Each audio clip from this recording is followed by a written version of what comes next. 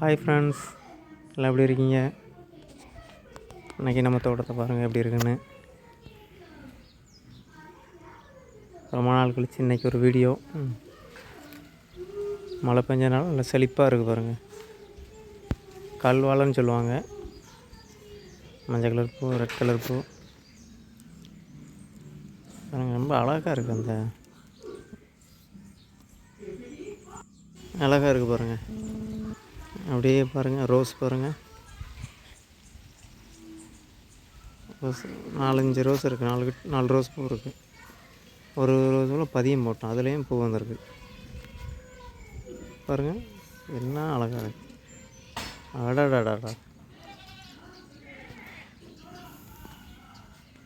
நாட்டு ரோஸ்னு சொல்லுவாங்க, பன்னீர் ரோஸ்னு சொல்லுவாங்க. தக்காளி கன்று பூ பூத்துருக்கு.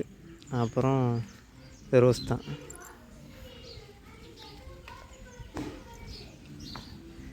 என்ன அழகான கலரு. அடாடா பாருங்கள்.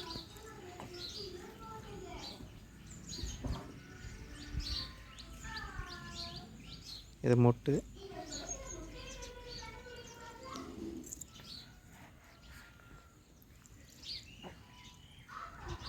அப்புறம் அப்படி வாங்க, மல்லிகைப்பூ. மல்லிகைப்பூ இது செம்மமான மணக்குது. மொட்டு இருக்குது. ஒரு கன்று தான் வச்சேன், ஒரு கன்றில் ஏகப்பட்ட மொட்டு பூவெலாம் வருது பாருங்க. அப்புறம் அப்படியே வாங்க, செவ்வந்தின்னு சொல்லுவோம்ல, செவ்வந்தி அல்லது சாமந்தின்னு சொல்லலாம். மஞ்சள் கலர் பாருங்கள். முன்னாடி மொட்டாக இருந்துச்சு, இப்போ பாருங்கள் எல்லாம் விரிஞ்சிருச்சு. ரொம்ப அழகாக இருக்குது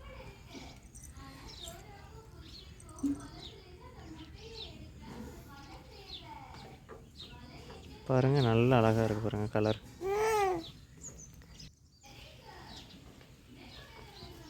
அப்புறம் அப்படியே வாங்க, சுரைக்காய் போட்டிருக்கோம். சுரைக்காயில் அப்படியே பாருங்கள் காய்ச்சிருக்க பாருங்கள் சுரைக்காய். இல்லை, மழை பெஞ்சதுனால தான் நல்லா செழிப்பாக இருக்குது. இல்லைன்னா அந்தளவுலாம் வராது. தண்ணி எவ்வளோ தான் பாய்ச்சாலும் காய்க்காது. இன்னொரு காய் பார்த்தீங்களா, இப்போ பாருங்கள். இல்லை, இன்னும் 2 காய் இருக்குது. பெரிய காய் கிடக்கும். இது நாட்டு சுரைக்காய்ன்னு சொல்லுவோம். இதான் சுரைக்காய் செடி, சுரைக்காய் கொடி படர்ந்து தானே இருக்குது. இப்போ சுரைக்காய் கொடி, சுரைக்காய் தான் நாட்டு சுரைக்காய். பலூன் மாதிரி இருக்கும். நம்ம கடைகளில் வாங்குறது அது பேர் தெரியல, ஆனால் நாட்டு சுரைக்காய் இல்லை. அது நீளமாக இருக்கும்ல. பாருங்க, எலுமிச்சங்காய் கன்று ஒன்று, முருங்கை வச்சுருக்கோம். இது கிட்டத்தட்ட 3 அடி காய்க்குமா. அந்த 3 அடி அந்த முருங்கைக்காய் இருக்குமா. அடுத்த வீடியோ காய்ச்சதுக்கப்புறம் உங்களுக்கு வீடியோ எடுத்து போடுறேன், எப்படி இருக்குன்னு பாருங்கள். ஒரு பப்பாளி. அவ்வளோதாங்க. ஓகே, பாய்.